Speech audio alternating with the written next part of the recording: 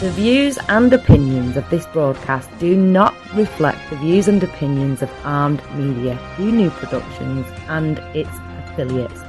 Enjoy the show.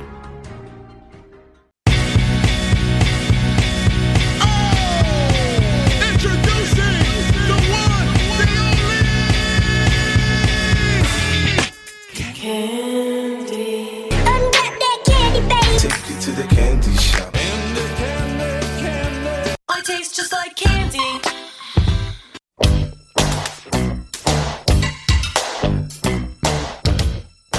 What's up, everybody? Welcome to Ask for Candy, where we talk about healing, self-care, love, sex, relationships, and what it takes to be amazing on the daily. Who I am, I'm Candace Harper, lovecoach.com, and my purpose with this podcast is to create healthy romantic relationships all around the world through self-love, soul connections, and sweetness, honey.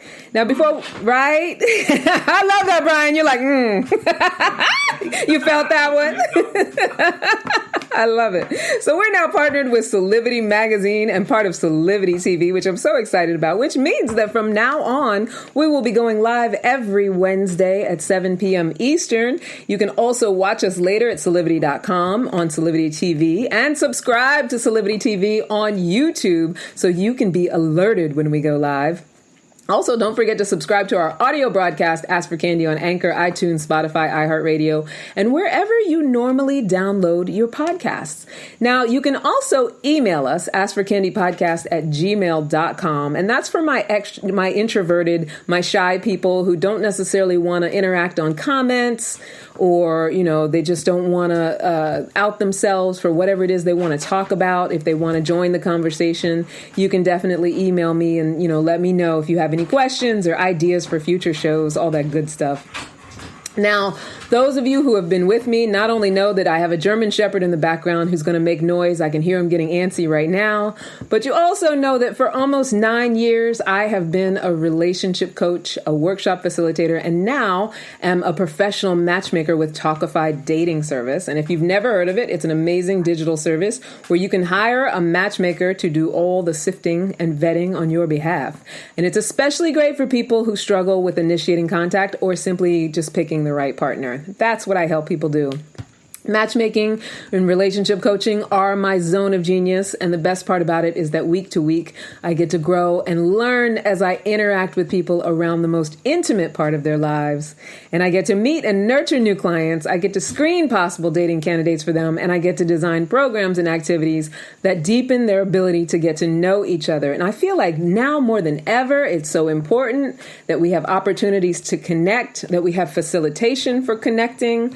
I feel like, we are living in a world that has become somewhat disconnected with all of the issues that we're dealing with. And I feel like we're longing. I don't know about you, Brian, but sometimes I am just, even though I have people that I see regularly, I am longing for those days of being able to gather and hug people and meet new people and shake a lot of hands and all of that stuff.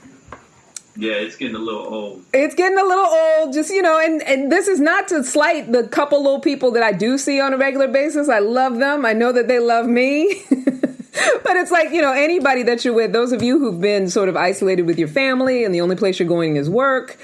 Those of you who are, have maybe a partner, but just one partner, or if you have kids, whatever, you know what I'm saying. It's like, we love them and there's nothing wrong. There's no complaint about it. But, we kind of miss those days where you can get out and hug and connect. So part of what I do is at least try to recreate on some level that ability to connect with each other, and even if it's just digital, and facilitate people responsibly still being able to interact, get to know each other, and start relationships. There are relationships that are starting during this pandemic, Brian. Right?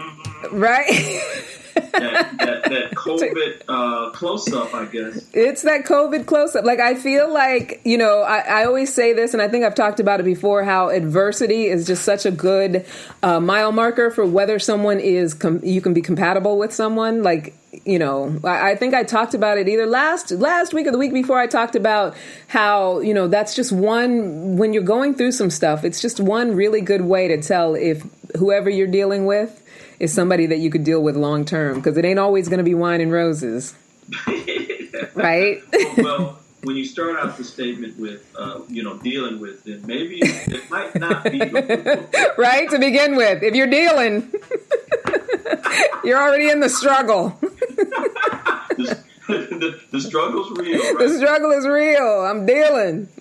So I want you guys to make sure to stick around for the entire show because I'm about to tell you the exciting topic, but I'm going to share with you the number one question that I ask all of my clients and potential matches for my clients.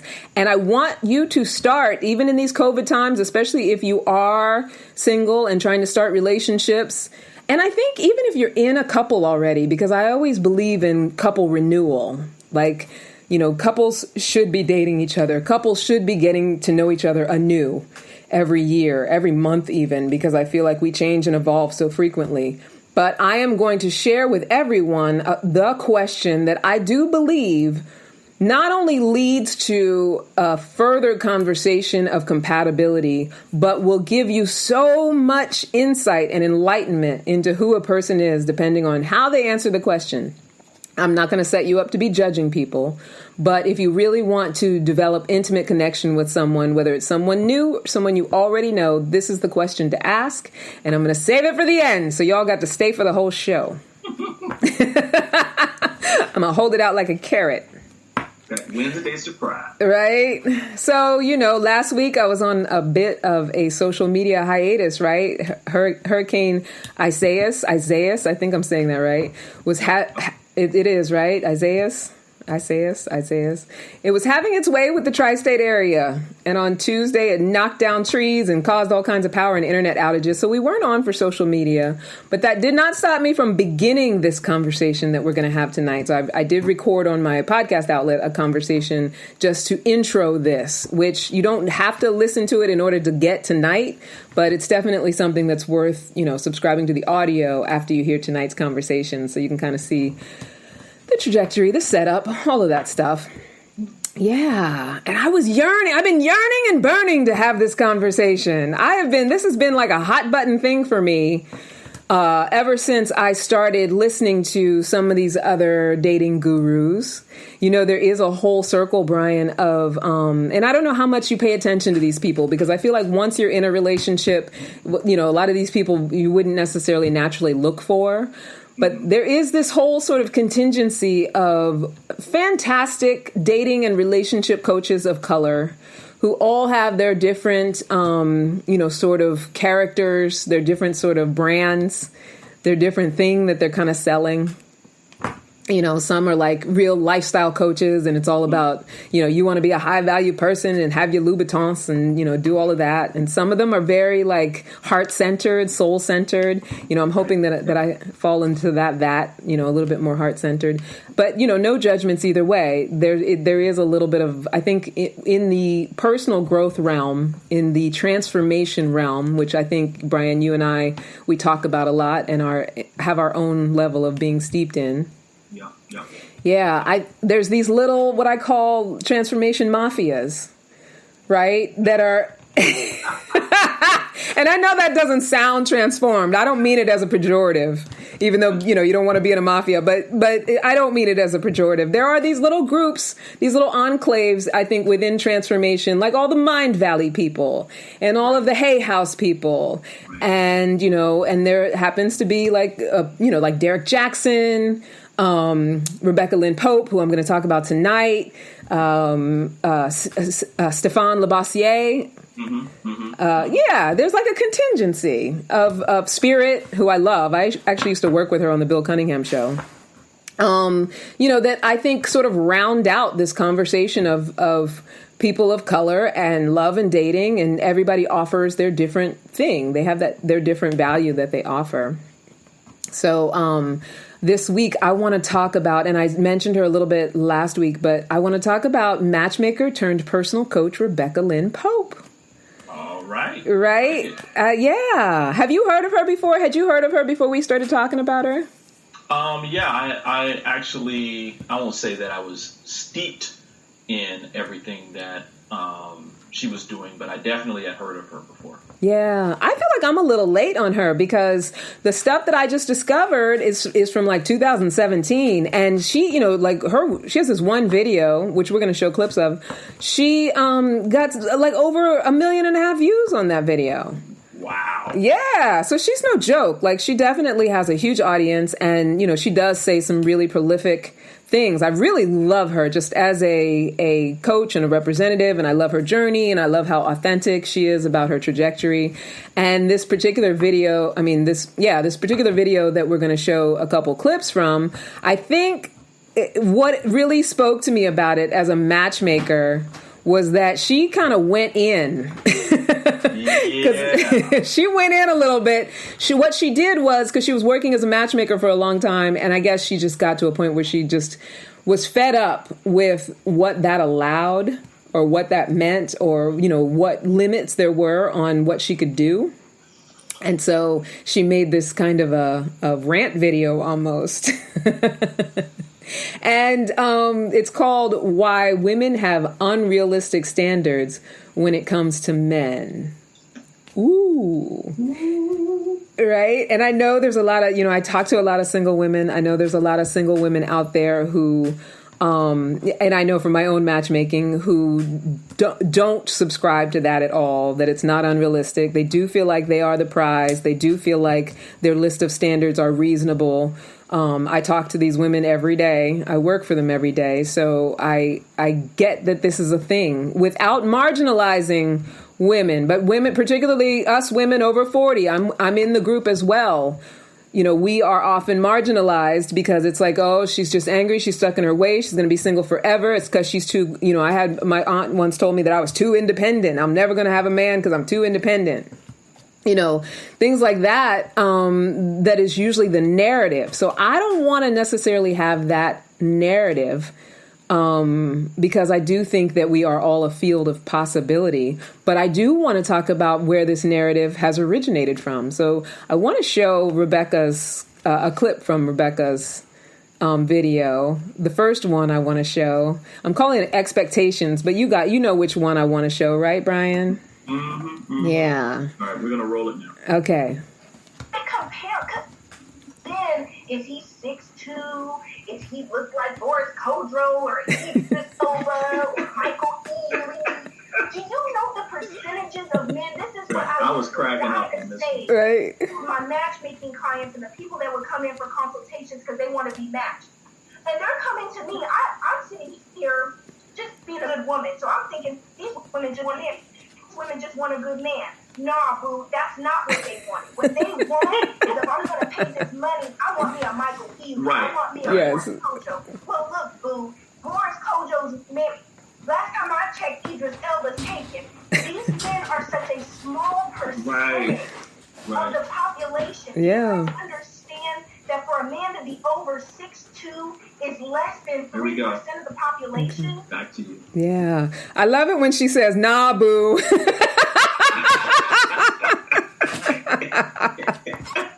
She's hilarious. And, I love the emotion with which she approached doing this video and how she just kind of laid it on the line. Because I've been there in, talking to clients. And it's not just women of color over 40. I'm talking to, women over 40 in general. Yeah. And I've been there feeling that level of frustration, but needing to temper it because I want to be cause for transformation rather than a shamer or to make them wrong or, to get into it with them. Right. But I understand the emotion. The emotion was very clear. She said that, like, yeah, it's an unrealistic thing. And so also one thing that she points to is how people, they seek out matchmakers and they believe, especially powerful women, and I think women who have the means to hire a matchmaker, there's this belief, I pay my money, I'm buying my match. Right. Which is like, which is funny because it's the same kind of attitude that men have toward women. Yeah. Right? Yeah. Like, if I'm taking you out and all this kind of stuff, then, then I own you. I'm gonna get what I want. It becomes objectified, right? Yeah. Like, I'm not paying for a Yugo, I'm paying for a Cadillac. Right. Mercedes or whatever. Yeah. Yeah, like I'm buying lobster. I'm getting the full treatment I deserve. But it's true. I mean, as people, we have such an entitlement when it comes to, our investments. But that's where we get into a little bit of trouble because, what you're really paying for, whether it's that you're going to a matchmaker or a coach or, and whatever kind of coach, what you're really paying for is someone to support you in your transformation. And that's where I think we get stuck, is we think that if we're paying our money to anything, that it should be like ordering from Amazon or, from a catalog or something, that the specs should be in order. If I come with my list of requirements, my list of standards, then if there's been money exchanged, then that's what I shall get, is right. From what I want for my money. And so, what often happens is a great deal of disappointment and struggle and being in a cycle of, I'm going to be single forever. And, also making ourselves wrong because you feel like a statistic. Single woman over 40, single woman of color over 40. Like, how many of us are there? And how many of us are there under the narrative that we're bitter and that we're, our standards are too high and we're walking around narcissistic thinking we're the prize and all of that stuff. So we want to put an end to that. Obviously, it's a transformation. It's ongoing. But the reason I wanted to start this conversation is because there is a way out of it. And I believe there's a cap for every bottle. I am at a 10, from 0 to 10, with my belief that even for myself and for my clients and for my coaching clients as well, that 100% that ideal relationship exists and it's possible. It's just a question of whether we're willing to get out of our own way about it. Right? I like that. Right? I like that. Yeah. Like, for every bottle, there's a cap. I like that. That's the first time I heard that. Right. I actually stole it from a friend of mine. She used to always say, cap for every bottle. She used to always say that. But I believe that to be true. That people want to go into the statistics and all of that stuff. But then you also have to break down. If you're going to approach it statistically or scientifically, you also have to break down, all the different situations people are in, who's viable, who's not viable. So if we get too mired in that and make that the story, then that's going to be what we experience, right? If I say, oh, there's no good men out there, all the married men are taken, that's going to be my experience. But if I'm willing to say that there are some fantastic men out there that may not check every single box, but might be great partners, might be someone great that I can build with, that I can grow with, then that's going to be what I can experience. That's going to be what I can create because I believe it, right? Yeah. So later on in the video, which I think she'll touch on a little bit in the next clip that I have from the Rebecca Lynn Pope video, she talks about how we're so conditioned to believe that our love history, she didn't put it this way, I sort of am paraphrasing, that our love history is basically a collection of do's and don'ts. Right? So we think, okay, I've been through this, I've been through that, so let me make up the rules as I go along. And we think that's us learning from our mistakes, right? Like, I'm going to make up rules based on what I've experienced. So I had a client who actually said to me, my ex-husband was an engineer and, we had a really bad time. So I definitely don't want to be matched with an engineer. And in fact, she took it even further. She was like, not only do I not want to be matched with an engineer, but my father was a lawyer, and I know I can handle lawyers. So if you could find me a lawyer, that would be ideal. Wow. Yeah. Like that, those things have nothing to do with whether you're long-term compatible, right? Nada. Yeah, but I get it because I definitely am somebody who had a list that was based on the history that I had and the do's and don'ts that I came up with based on that history. Like I was creating the conditions for my love life, and I'm always preaching about unconditional love. But this is how we create the conditions that get in our way, right? So if he doesn't come under these conditions, if he's not 6'5", and like Rebecca Lynn Pope said, looking like Boris Kojo, making six figures, and it doesn't say words that remind me of my father, or, you know, like we just come up with stuff, or, you know, has a certain kind of job, or lives on the east side rather than the west side, is only 20 minutes away as opposed to 40 minutes away, you know, just all the things that we could possibly come up with. You know, that's something that I used to do myself, and it's something that I have used and definitely failed with. So I want to play the second clip that I sent you, Brian. Okay, here we go. Okay. So my compromises came because I had these standards, just like most of you, that were way up here because I had all these experiences that created an appetite. It created a false standard in my life of what I thought I deserved or what I thought I needed. Yeah. But yet it was a false standard because none of them were men of God. None of them were Now she getting it. Now she getting it. literally had values. They weren't good husbands and fathers and brothers. They don't take care of their mama. Literally, these men lack all the values that really matter in a marriage. All right, here we go. Yeah. Yeah, so I just love right? I love her for and you know, if you get a chance out there, if you're listening, you know, get a chance to look up this video on YouTube so you can watch the entire thing. But you know, she's talking about the experiences that created an appetite, she said in that clip. So, you know, and having her own come to Jesus moment about compromise and what she had to give up in order to meet and recognize her husband as right for her.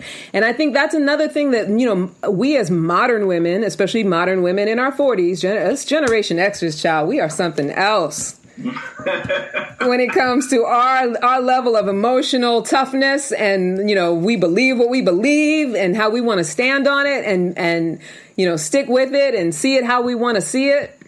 But you know, one thing I think that we resist is that idea of compromise, surrender, submission, you know, giving up on you know, this idea that someone has to fit into your parameters or fit into your picture. I'm not saying compromise yourself as a woman. I'm not saying that we have to weaken ourselves, or because I think that's what we associate it with, what we associate compromise with. It's not about weakness. It's just about compassion. It's about understanding that we don't check anyone's boxes 100%. No one does. Like that's right. We're meant to connect and love each other and grow together. That's what we're built for. We're built for being a support for each other. We're not built to come in automatic perfect alignment after a meet cute and have everything be perfect because we're everything that the other person thinks that we're supposed to be. You know, and I think do you think that that's part of that whole Cinderella? Oh yeah, yeah. Go ahead. What were you going to say? You know, I mean, it's just you know, little girls are taught the Cinderella story, and that you know there's going to be this prince who comes along and sweeps you off your feet, and it's taught that you deserve the prince based upon certain parameters. Yeah. Right? Which is what Ms. Pope was talking about. Yeah. Is, you know, and that the parameters that you're talking about have nada right to do with the failure or success of the relationship. Yeah. Right? Yeah. No, I think you're absolutely right about that, Brian. And the interesting thing about that is that not only do we get that strong message of, you know, your happily ever after and what needs to exist for your happily ever after, then we start to go through our adulthood. And, you know, by the time we're women in our 40s, we've built up a history. And so then we have all the multi-layers of not only having had an expectation, but then having that expectation disappointed. And then having to protect ourselves and survive, you know, any further hurt, get ourselves through that hurt, and then figure out a way to protect ourselves from any future hurt. And then go ahead. So this is like you're taught this story. You believe that this is what your life experience is supposed to be. Mm-hmm. You don't have that life experience, and you get disappointed. But instead of going back and reevaluating what was going on, you stick to the story and you say, well, I'm just going to tighten up these parameters. Yeah. Maybe that's the issue, right? So instead of the engineer, a lawyer. Yeah. Right. Yeah. Living in this place, making this kind of money, and looking this way. Totally. Did I get it? I think you totally got it. And here's the thing too. It's like the sticking to the story is because the conditioning is so deep. The conditioning is so, this idea we grow up as little girls, and the conditioning is so deep, not only that and I think the savior thing is kind of over when it comes to like in entertainment, you don't see that as much anymore. Even in Disney movies, it's not always about the prince saving in earlier Disney movies, but ones that come out now, it's not always about the prince saving and things like that. So I think, that what it really is that there's that deep level conditioning, and then when the world begins to disappoint, or it's not that the world is disappointing, but that the expectations are not met, and reality starts to take over, then, as human beings, and I think men do it as well, we go into our survival mode. And how do we protect ourselves from, being disappointed over and over again? Most of us, the way we know how to do that is to somehow take some level of control, and that's not necessarily, being in control is not necessarily an avenue for actually having real connection with anybody. As a matter of fact, it's not an avenue for having any real connection with anybody, right? Yeah. So she talks about, Rebecca Lynn Pope, later in that video, she talks about letting go of her financial requirements. Like she had to, in order to meet and have a solid relationship with her husband and be able to build with him. And, they do have a great relationship. And, as far as the optics and as far as what they're building together, she had to let go of financial requirements because, his financial abundance and her financial abundance ended up being a product of them working together and building together, right? She had to let go of height requirements because she talks about later in that video that she was dating ballers, guys that were tall and, but those are also the same guys who had a ton of women after them and no interest in being anybody's husband. And that's not to say that that's true of every tall man, obviously not. But all these women who are out here wear the height requirement, and I'm one of them. Don't get me wrong. I will date a man that's my height and maybe a little shorter. And that, for me to be able to say that is part of transformation. Because I went most of my life that a guy could get away with a lot if he had some height. Really? Yeah, I know that sounds crazy, right? It's hard to imagine me in my transformed state. That there was a time that, a man who was tall enough could get away with a lot in my life. Yeah. And so, I talked about, when I did the audio recording last week, I talked about being raised to be a wife. And me and my sisters were raised to be wives. That's what we were taught to be. And in as much as I know what it takes and, what's to be done, because that's what was modeled for me, I rebelled against it my whole life. And I did mention about how most of that was because, and my family is a married family. Like everyone is married in my family, even an extended family. But I didn't have any women in my family that are examples of happily married, satisfied and married. So, and this was when I was young, something I observed. So, I rebelled against marriage for most of my adult life, but still walked around with those hard standards of, he's got to meet this, he's got to meet that, he's got to meet this. And then I had to learn, well, he meets this standard, but then all this is falling apart. So clearly that doesn't work. So how can I control it even more?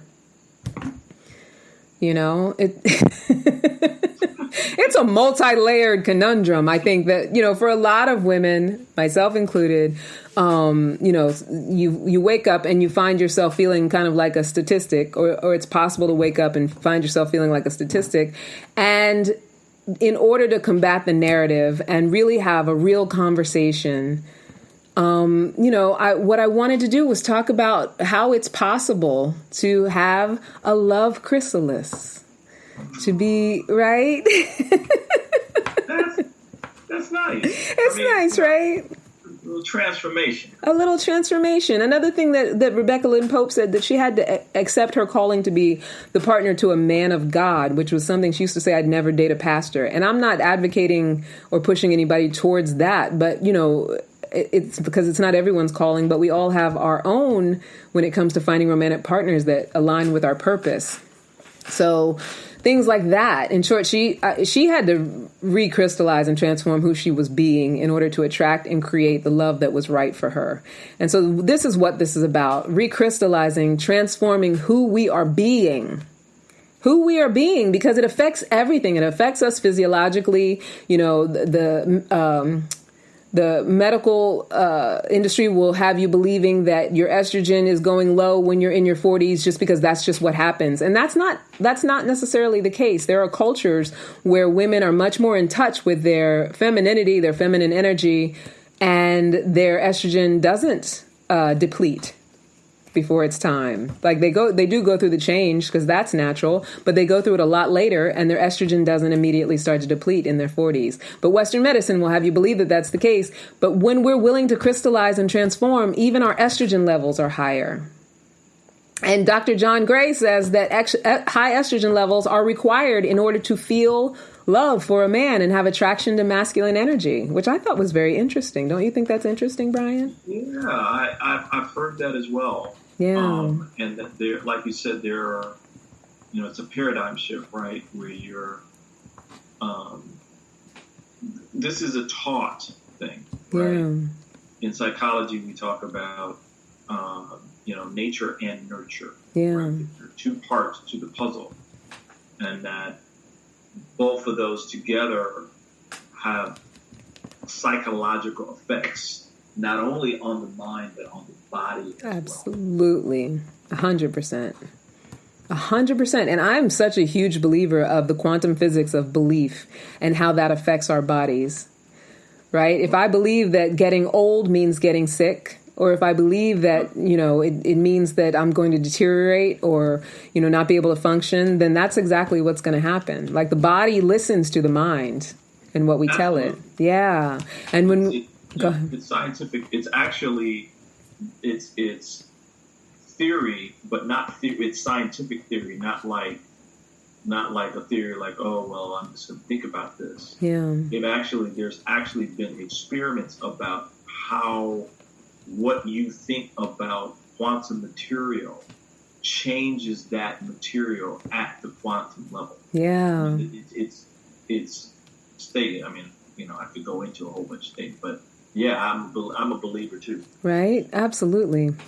So yeah, we talk about the recrystallization, and I know that for a lot of women out there, it's like tired of feeling like, oh, why am I the one who has to change? Why am I always the one who has to work on myself?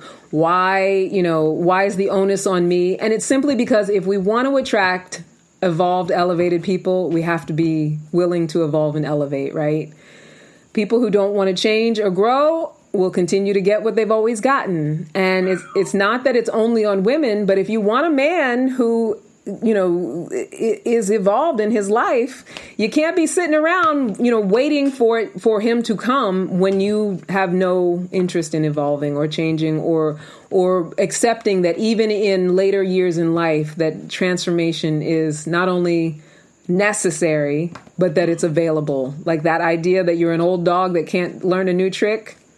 It's not serving anybody, right? So like I said, like the caterpillar who cannot fly until it has transformed into a butterfly, so is the journey from single life, loneliness, or romantic struggle to allowing love in abundance. You get to fly and be the butterfly. And whatever that looks like for you, whatever, you know, flying looks like for you when it comes to your romantic life, and having love in abundance. And, you know, that has nothing to do with sexual orientation or anything like that. It's, you know, what does it mean to you to have that love? What is it for you? We are back. That was crazy. We lost connection. You know, I blame Hurricane Isaias. Am I saying that wrong? Hey, look, this is a live streaming show. Yeah. Anything and everything can happen now. but we appreciate you still sticking around. Yes, hopefully you're still with us, or jump right back in with us. Do you think, with Brian, with the Facebook shares, do you think it'll just come back? It looks like we just came back, so that's good. Yeah. Yeah, we've been streaming. Awesome. All right, cool. Yay. I'm back. All right. So yeah, like I was saying, we're talking about allowing love and abundance, whatever that looks like for you. The Love Chrysalis, how women over 40 go from lonely to in love. And so this is not necessarily a get a man conversation. Obviously, I'm going to have to do it with velocity because now our hour has gone by really fast. But it's a let's get our love lives right conversation. So, we want to attract and allow from love, from being filled up and ready to overflow with, feminine energy onto someone who's ready to receive and reciprocate it, right? Enough with trying to, overfunction and overdo with someone who's not ready, and not knowing how to recognize that and not knowing how to attract that. So this show is all about truly understanding that our love lives are not a consequence of the state of manhood. We appreciate that. Yes. We need to stop blaming men. We need to stop saying that, because men ain't shit and all of that stuff. Our love lives are not a consequence of the state of manhood, the state of dating, or even the state of the world. They are a product of our long-held beliefs. And if you believe, like I do, that your beliefs create your reality, then let's talk about what it means to allow our chrysalis. And let's do it together. Let's do it together, ladies.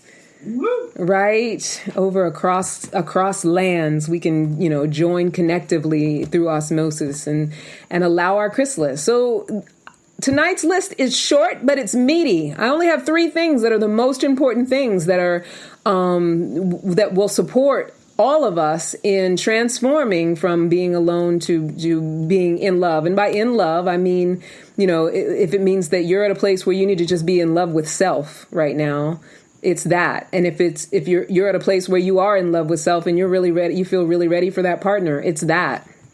Whoever that partner is, whatever that partner looks like. But let's talk about it. So I talked last week about understanding your value as a woman over 40. And so, and not from a narcissistic place, not from that, I am the prize and he got to work to get me place, because I don't think that that's good for anybody. Even if you're in your 20s, like that idea, not that you shouldn't find yourself valuable, but to attach it to how someone needs to treat you or behave with you is narcissistic, right? So you have to show up and show me how important I am, and all of that stuff is not, being attached to that is not healthy. And this is not to gas you up, thinking about your value as a woman over 40. But the 4 things that I mentioned that I believe people are confused about is that, when you're a woman over 40, there are 4 things that are not your main value. What you look like, what your accomplishments are, your fertility, or the amazingness of your vagina. Like, I'm not saying all those things can't be great when you're over 40. I'm not saying that, you can't still have some elastic. I'm not saying that you might not still be able to have some kids if that's something that you choose to do. I'm not saying you need to give up all that stuff because you're over 40. But those aren't your golden tickets. Like, when it comes to looks, you're a woman of a certain age, you might be gorgeous, but there's going to be some 25-year-old where everything is tighter and righter. So, right? Am I wrong about that? I will not comment. Right. And when it comes to like our accomplishments and our degrees and things like that, accomplishments and degrees are very, very important for purpose alignment. They're very important for who you are as a human being. They're very important for your own fulfillment. Men who love you will support you in them, be happy for you, but they also don't give a shit how accomplished you are as far as whether they fall in love with you or not. Like, you don't sell a man on loving you because, you won so many awards, or, you have a PhD. Like, that kind of stuff might be interesting to them, and it might be friendship stuff, and they might find it kind of cool or respect you for it. But that's not the kind of stuff that causes emotional connection and love and that kind of like juicy, like I see you as someone that I want to be with. It just isn't. And a lot of times as women over 40, we have accomplished a lot and we like to lead with that. You know, I have people that I work with, clients that I work with that are lawyers and neuroscientists and physicians. And, you know, I because I'm this thing, I should be able to have the man I want. But that's so not the case. Because first of all, you got to eliminate the men who are intimidated by it. And that's a small contingent of men. Then the men who do respect it, they respect it. That doesn't make you sexually attractive to them. It doesn't make you chemically attractive to them. It doesn't make you emotionally attractive to them, because it doesn't really serve how it makes them feel to be with you. So that, you know, I think most men who are powerful are kind of indifferent to that sort of thing, or they think it's great, they respect it, but it's not like, oh, it makes me feel good that you were able to win a Pulitzer when you were 38 before you met me. Like I don't think that they see it that way. What do you think, Brian? Am I making that up? No, I think that it's, you know, depending upon the man, yeah, right? You know, if it's an educated person, they might be like, wow, that's really, you know, they might find it interesting. Yeah. Yeah. But that can't be it. Yeah. That can't be it. Like, it's not the selling point. No, it's, I'll put it this way. It's an entry. It can be used as an entry point into further discussion about the depth of who you are. Yeah. Right? That's a good point. I like that. Yeah, I mean, I'm like, wow, okay, it's an indicator of what's possible. Yeah. But it is not the all, the end all, you know. Yeah. I've dated women who led with that, and then that was it. Like, yeah, I'm this person. Yeah. And I'm looking for somebody similar, and that's it. I mean, like, it's all about ambition and job and, you know, from that point, what can we build in that realm? Yeah. But it's not the other stuff that I'm pretty sure you're going to be talking about. Yeah. Yeah. And I am. I have a list. I always got a list. Oh. And you can tell me, you know, if you agree, co-sign, and if not, you can tell me, Brian, if you think that it's true as well. When you think of your own, if you have single male friends, which I imagine that you probably have a mixture of like married and single, right? Yep. Yeah. So here are some things that I really believe are, for women over 40, this is where our strengths can lie. And if we're willing to grow these things, focus on these things, and have these things be what we lead with, that's what is going to be the thing that attracts love into our lives. So, you know, the wisdom of age, you know, also comes with a level of understanding and compassion as it pertains to others. Right. So that understanding and that compassion, that empathy, that being able to see other people's experiences and, you know, treat people in a way that honors that they have a different experience. That's something that comes with maturity and understanding. And so being able to cultivate that in yourself is something that attracts and connects to love. Like being able to say, you know, oh, I get it. Like you're talking to him. Let's say you're talking to a man who is a single dad because, you know, maybe his wife passed away. Oh, we lost the connection. So I'm going to repeat it again. The wisdom and the understanding and compassion, it comes with the wisdom of age as it pertains to other people, the empathetic view. I think that is a big selling point for women over 40 when it comes to love and connection. The fact that you can have empathy, you can understand, you know, what another adult is going through, whether they're a parent or whether they're, you know, whatever it is that they're going through, career stuff, you can get each other on that level. So, you know, that also goes with your emotional maturity. And, you know, when we're willing to cultivate that, we understand that patience is required to deal with other people. We understand that it's not always going to go exactly our way. And I'm not saying all women over 40 understand that. I'm saying that when you are over 40, these are the things that you want to be cultivating and understanding and transforming in your life to get to that understanding. That's, you know, the point of all of this, so that you can have that loving connection. Our ability to partner up and collaborate and trust on things. Like, you know, you get to a certain age and you've worked enough jobs, you've had enough career, you got enough friends and family that you know how to partner up. Whether you do it all the time or not is a whole nother story, but that's the thing to look at. Am I so controlling that I don't trust others, that I don't collaborate? when I'm in my 40s, by the time I've gotten to that point in my life, right, that's the time when that stuff becomes a little more inherent if I'm willing to allow it. Right? I mean, I'm definitely somebody, I'm preaching to myself, because I'm somebody who, even though I've had a lot of collaborative work in my adult life, not much of a collaborator until probably the last 10 years. And even then, it's still a journey of learning and trusting other people and, being able to partner with people. But that's what comes with maturity as well, right? Yeah, I mean, we were talking a little bit about that earlier offline. I think there's something that I've heard from my friends who are women that is not talked about generally, but that they say that once they become enlightened, they're kind of like, and it goes to the second one that you're talking about, and that is, women are taught a lot of times that men are to be controlled. Yeah, they don't that's know so true. What's good for them. They're basically animals. Yeah. They're not smart. They're ignorant and all that. And some of that is true to a certain degree, but it's also true for women. Yeah. And that they go into the relationship or the potential relationship thinking that they're the end all of knowledge around how this relationship's supposed to work. Oh, totally. Yeah. I've done that. Right. Yeah. And that ain't true. Yeah. No, you're absolutely right about that. And I think that's, because I run a healing circle on Monday nights, and, that's the conversation we get into a lot, because women, we tend to take on that narrative of, he didn't do right. He didn't do it like I wanted him to do it.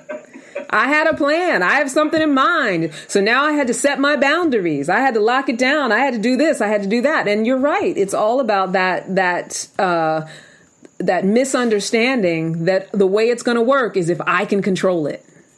Right. Yeah. It's a saying that I was told a while ago, and I'm losing it now. But it's kind of like the same as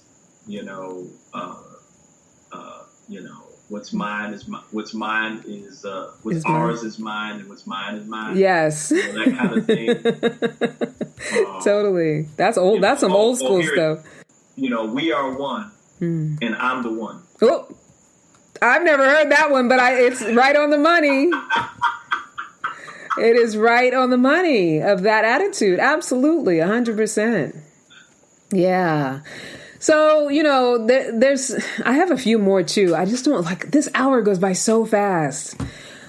Another thing I think too is, right, another way that we are valuable as women in our 40s is our femininity and self-expression. So if we allow it, which, I feel like a lot of times, with my clients and with women who are still in that space of trying to get all their boxes checked, they're not allowing it. But when we allow our femininity, our feminine energy, our self-expression, when we are in practice in our lives of doing things that raise our estrogen back up, like I've been doing things like, taking belly dance classes and, doing yoga, because that's a somatic way to raise your estrogen, and being sort of in touch with, right? In touch with my feminine side and my emotions, and allowing my emotions, feeling them, talking about them in a way that I take responsibility for them, but that I can talk about them, sharing authentically. Those are all feminine energy things, and men can do them as well, because we all have feminine and masculine energy. But I think we sometimes default to masculine energy. And it goes back to what you were talking about, Brian, with the control thing. That wanting to control it all is a very masculine energy way that causes usually a lot of bumping of heads in a relationship, right? And it also is very off-putting. Yeah, and for someone who comes with masculine energy, like a man who comes into your life and has masculine energy, or is healthfully in his masculine energy, if you're also in your masculine energy, it's very off-putting. It's not an attractor. There has to be that opposition of the feminine and the masculine in order to have love attract, right? So there's that. Then there's also women in our 40s, our physical health and wellness. The physical health and wellness piece, right? It's so important because, yes, we are women of a certain age, and so there's that factor, but also it's what supports you with the chemicals in your brain, your hormone levels, all of that stuff, your sexuality, still being able to find attraction. We think that attraction is something that, because someone puts something beautiful in front of us, we think, okay, because we appreciate it, it's that beautiful thing that's causing us to feel what we feel. But really, it's what we believe about the beautiful thing that causes us to feel what we feel. What's that? Preach. Yeah. I said preach. Right? So, when you meet a man and you're like, and this happens a lot with people that I match, I didn't feel the chemistry. There's no physical attraction. There's no this, because he didn't check all the boxes. We have to be willing to look at, what am I believing about what my match is supposed to be that has it that I can't be physically attracted to anybody? Like when you've gone out with like 20, 25 people and you didn't feel any chemistry or sexual attraction or physical attraction with any of them, you want to be able to question yourself, like, what's going on in my mind that I can't find that anymore? And it's not because of age, it's not because you're old, it's because there's a belief system that we develop over time. And if we're not cognizant of it, if we're not aware, it takes over and we stop being able to be attracted. If we decided, we don't have the motivation of, let's say, wanting to have kids, like women in their 20s, their early 30s. So then that's a motivator to stay in a belief system that I'm attracted to other people. But once you're older, you don't have you don't necessarily have those motivators. And so it is up to you to generate, what do I believe is attractive? What do I think when a guy is funny, it's very sexy. It's very sexy if a man is funny. And, he doesn't have to look like an Adonis, right? To be funny. So it's being willing to cultivate these things. And I know for a lot of women out there, they're like, oh, if you've been believing the lie, what is it? The blue pill. If you're still stuck in the idea that it's some magical thing, that the prince is going to come and he's going to be wonderful and that match is what's going to make you happy. What I'm saying now might be like ridiculous for you. But if you understand that your participation is required in your own happiness and fulfillment, and you want to transform your life in that way, then what I'm saying is something to support that. This hour goes so fast, Brian. I know. I have two more things. Go for it. And then we're going to close out. So healing the past. I talk a lot about healing the past. And we talked earlier about coming up with a list of do's and don'ts based on what we've experienced from the past. And then we try to construct our list of standards from that list, right? So, and I also talk a lot about forgiveness. It's not just forgiveness, because I think a lot of women in our 40s, we understand what forgiveness is and we've done it, or we feel like we've done it. It is a big component of healing the past, but it's not just the letting go of the resentment. It's also letting go of the behaviors that I adopted based on how I felt victimized. So we develop that list. We develop these behaviors thinking that they are going to be the thing to help us through. And that they're going to be the thing that's going to, if we tighten down our standards around them and come from a fear-based place, that's going to have us have somebody that gives us a different experience. And we're so wrong about that. So that's how we have the past dictate the future, is by using the past to inform what we're looking for in the future. That's exactly how we end up repeating the past in the future. And then the third one is turn your standards into core values. That list of requirements is only going to be an effective list if it's a list of unattached core values that we ourselves are lining up to. So if I say I want connection, compassion, and support and all of that stuff in my life, if I'm not living that every day as core values, I'm not going to attract that like I want to. It's not going to show up for me. And that's why I say that our love lives begin at single. Our love lives begin alone. And we have to stop thinking that whoever we meet should be amazing and just take us as we are, with our resentments, our complaints, our excess weight, our stories of victimhood. He's supposed to be amazing. Just take you as you are. You better just love me as I am. You got to think about, if things like compassion, joy, health, communication, family are important to you, then those are the things to be focused on aligning with, especially as a woman in your 40s. aligning with those things in a healthy way so that you can attract them in another person. What we focus on grows. So if you are busy focused on the dumb stuff and focused on the money and the standards that don't foster connection as a woman over 40, and like Rebecca Pope said, thinking you deserve a 10 when you're a 6. And I don't mean that to be harsh on anybody, but we got to understand that no matter where you are in life, there's going to be imperfections about you. And as you grow into life more and more, if you're willing and honest about it, I have things in my 40s that I did not have in my 20s that came along with the life that I've experienced. I'm not going to tell you all of them because everybody don't need to know my business. But, right, I can tell you, I've dealt with some money issues that I'm recovering from. And, I had a hell of a lot more hair when I was in my 20s. Like, there's just things that we build up over our lifetime. And when we love and accept those things about ourselves and we get okay with those things and, turn our value where our value lies and focus on that, that's what we get to grow and attract. So turn those standards into core values. And I definitely want to make sure to share the question that I mentioned earlier at the top of the show. But first, right?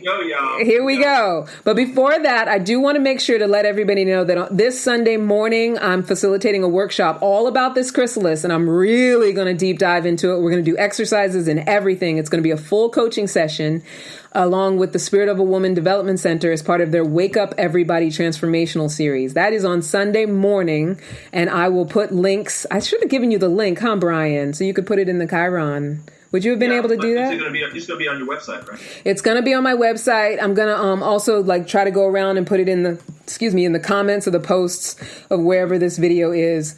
But and it's free. So on Sunday morning, and then there'll also be replays. And I'm going to go through the full curriculum of this Love Chrysalis. Oh, I love it. Yeah. And so here's the question that I ask all of my clients. I ask all of the matches, and I believe that everybody should be asking each other. What are your core values? And you should be asking each other from a place of being very connected to your own. And if there's a match in core values, then that person deserves your time and attention, at least to explore what's possible. Okay, we missed the question because the internet kind of phased out a little bit. Oh, no. I know. The question, we're hanging with you. We're hanging right, you're hanging in there with me. The question is, what are your core values? Wow. Yeah. In other words, what is really important to you? And we ask that question not from a place of judgment, from a place of I'm connected with mine and I want to hear yours to see if there's alignment. And if there's not, it's okay. But if there is, that's somebody that's worth getting to know further, exploring where it could go. Wow. Yeah. I like that. Do you like that? And you can ask somebody you're already with. Because the core values, they can evolve and change and grow and stuff like that. You might get a surprise. You might get a surprise. You'd be like, oh, I didn't know that's how you felt. Yes. But I guess I got to close out now, don't I? We're like right at time. Are we right at time? Yeah. Okay. Anyway, I like it whenever you get to plug what's coming up with Solivity TV. I know we have different shows. You guys got to go to solivity.com, find out all our shows. There's so many great shows that are out. D'Angelo's show, Javier's show, Francesca's show, and I know there's a lot of great workout shows and stuff. Check us out. Instagram at Ask for Candy Podcast, at Candy Love Coach, at Solivity Magazine. Follow us. And Brian, thank you again for another great week. Absolutely. I love you so much. Yeah, I'm so sorry about the internet connection thing. It's beyond your control. Everybody was hanging out. Yeah. I love everybody out there. Right. I love our community. I love you guys too. Thank you for hanging in there with us. And, we'll check out the replays. Feel free to leave your comments. I will come back and interact with you should you choose to do so. But until next time, never forget that you are a love machine. And if you ever start to feel like you aren't getting the love you need, just make some more. And ask for candy. I love you guys. Bye. I call my sugar.